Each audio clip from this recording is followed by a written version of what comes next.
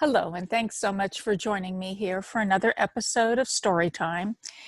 Today's story is seasonally appropriate. It's called Lucinda and the Christmas List, and it is from my collection, Peripheral Visions and Other Stories. It's a fun story, and I know you're going to enjoy it. Lucinda and the Christmas List. Is this? No. May I speak with? No, that's not right either. Hello, my name is. May I help you? I interrupted her, certain that wherever this obviously scripted conversation was going, I didn't want to follow. I was tired. I was hungry. And my microwave bell was signaling that my honey-dipped chicken tenders with fragrant mashed potatoes and crisp green beans were ready for consumption, if not quite living up to the package hype. But then I thought to myself as I pulled out the tray, few things do in this world. I'm sorry. And then came a belch of such significant proportions that I instinctively moved the phone from my ear in case any of the breath made its way through the phone wires. I'm sorry, she said again. My name is Lucinda, and this is really my first day on the job. And even though I went through a lot of training, 6 months starting last July, I don't think practice is the same as real life. Know what I mean? May I help you? I said again, rummaging through the drawer for a clean fork or spoon. Obviously, I needed to wash dishes, since all 23 of my mismatched eating utensils were at that moment sitting in the sink with dry bits of food stuck all over them. Anyway, I'm calling to ask you if you have made your Christmas list yet, because, look, please take my name and number off your list I already gave at the office. This was a lie in more ways than one. For one thing, I hadn't given anything anywhere yet, not a dime into the red kettles, not a dollar into the food pantry collection baskets. Now, it wasn't that I was selfish or cheap or uncaring, but rather because I just hadn't gotten around to it yet. I'd do it as soon as I had a few extra bucks, I would tell myself every time I passed by one of the opportunities to give so everyone can have a Merry Christmas, as one of the signs proclaimed. It was just that, so far, I didn't have any hard currency to spare.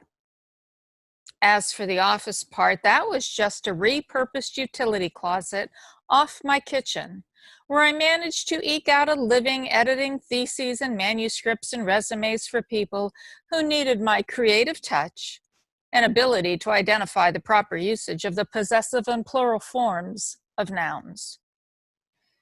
And the only money I had donated thus far was a monthly rent check to my landlord. I'm not asking for anything, she said, her chipper voice starting to grate on me. Well, that's not true. I am asking for something, but what I'm asking for is your list. Your Christmas list.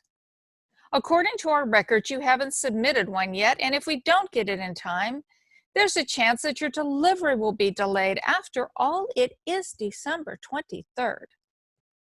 Oh, for look, I don't know who you are or what you want, but my dinner is waiting for me, I said, opening another drawer in search of any plasticware that would work in a pinch. I was hungry, and my meal, such as it was starting to cool. Third drawer down, she said, and without thinking, I moved to open the one she had suggested, and then stopped mid-pull. What?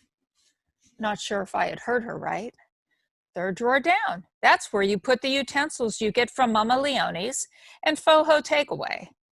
Papa's Pizzeria only gives you napkins. I guess they figure you eat your cheese and broccoli pizza with your hands, so why waste the inventory? That was more than a little weird. How did she know where I ordered my meals? Was this yet another indication of personal information being sold to the highest bidder, namely the telemarketing industry, or was I being spied upon? I instinctively closed the blinds over the kitchen sink, went to the living room where I pulled the curtain shut, and then checked to make sure my front door was still triple locked. I'm sorry, I'm doing this all wrong. My instructor told me if I wasn't careful, I'd scare people, and that's just what I did. Let me try again. My name is Lucinda, and what do you want? I intended to make my voice belligerent and demanding, but instead it came out all quavery. We need that list, she said. When you were a child, you were very good about putting it together early enough that we could access it, even if most of the items you requested really weren't within our powers. And we really felt bad about that, especially the one for a real horse. That was on your list every year from when you were 5 until you were 10. But we did bring you the Susie doll and her pony Sassy, remember? This was beyond weird and into the scary category. The stuff nightmares were made of. How did she know about that? Don't worry about how I know all this, she said reassuringly. It's just part of your file. I mean, if I wanted to, I could even tell you what you wanted during those horrible high school years when all you asked for was a face with no breakouts and a date with Billy, and I didn't get either one, I added bitterly. Fat lot of good writing letters to Santa did me. Now, don't feel that way. Besides, that's all in the past. This is a new Christmas, and you still have time to write your list and check it twice so my boss can review it and bring you what you most need this holiday. Just for a minute, I let myself fantasize what I would ask Santa for this year. That is, if Santa really did exist. And if there was a chance that he was delivering presents to grown-up people who ought to know better than to have expectations. How about some cash? Not a lot, mind you. I mean, I wouldn't ask to be the sole winner of the Mega Million Powerball. Just enough so I could feel rich, even if it only lasted until I paid my bills and was broke again. Or somebody to have a holiday dinner with. When I was a kid, the entire extended family, aunts and uncles, cousins and grandparents, came to our house for Christmas Eve. We stuffed our faces with way too much of my Aunt Carol's breaded chicken and ate way too many of my mother's spicy gingerbread cookies before heading off to midnight mass, where Grandpa usually nodded off and my grandmother had to keep nudging him so he wouldn't snore. But that was a long time ago. And eventually members of the older generation died and we cousins scattered from our Midwestern birthplace to the rest of the world, settling for staying in touch via the annual Christmas emails. I had moved to an apartment in the city where it was just me and my computer, and most of the time I didn't mind living alone.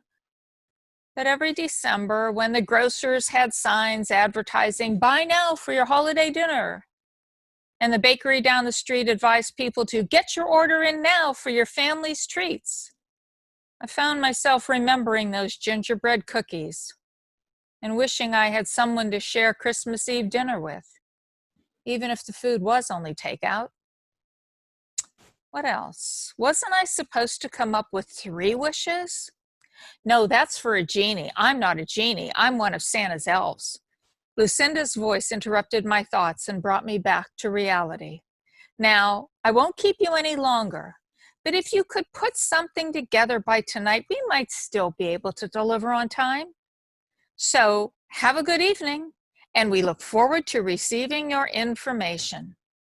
And before I could ask anything or say anything, the line clicked, and Lucinda was gone. So as you could tell, this is an odd, fun little story about one of Santa's elves, a phone call, not unlike the phone calls that we often get. I don't mean from elves, I mean telemarketing calls. But in this particular case, Lucinda's not calling to ask for anything more than a Christmas list. And you'll have to read the story to find out if the main character in the story actually does a list. What does she put on it? And when she goes out between now and Christmas Eve, does she run into any more people? Does she have any more odd little events similar to the one that she just experienced on the phone with Lucinda. I know you will enjoy the story if you read it. I enjoy the story every time I read it. It makes me kind of hope every time I get a call that I know perfectly well is a telemarketer.